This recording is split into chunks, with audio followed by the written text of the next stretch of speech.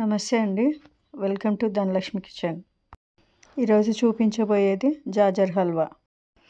ముందుగా జాజర్ గడ్డ పొట్టు తీసి ఇలా తురుముకోవాలి. తర్వాత స్టవ్ వెలిగించుకొని కడాయి పెట్టుకొని దాంట్లో కొద్దిగా నెయ్యి వేసుకోవాలి. నెయ్యి వేడయ్యాక జాజర్ తురుమును దీంట్లో వేసి కలుపుకోవాలి. జాజర్ తురుము కొద్దిగా దగ్గర పడ్డాక దీంట్లో హాఫ్ బౌల్ షుగర్ని వేసుకోవాలి. అలాగే కొద్దిగా ఇలైచీ పౌడర్, దీంట్లో కొద్దిగా కోవాని కూడా వేసుకొని కలుపుకోవాలి. చూడండి, ఇలా ఈ విధంగా కలుపుకోవాలి. ఇలా కలుపుకున్నాక దీంట్లో కొద్దిగా పాలను కూడా వేసి కలుపుకోవాలి. కలుపుకున్నాక దీన్ని ఆ బౌల్లోకి తీసేసుకోవాలి. ఇప్పుడు స్టవ్ వెలిగించి ఒక చిన్న కడాయి పెట్టుకొని దాంట్లో నెయ్యి వేసుకోవాలి.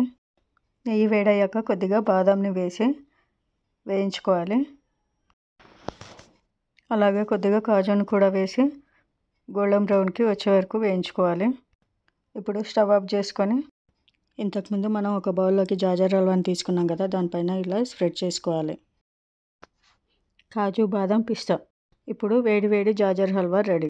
ఈ వీడియో మీకు నచ్చినట్లయితే లైక్ చేయండి, షేర్ చేయండి, సబ్స్క్రైబ్ చేయండి.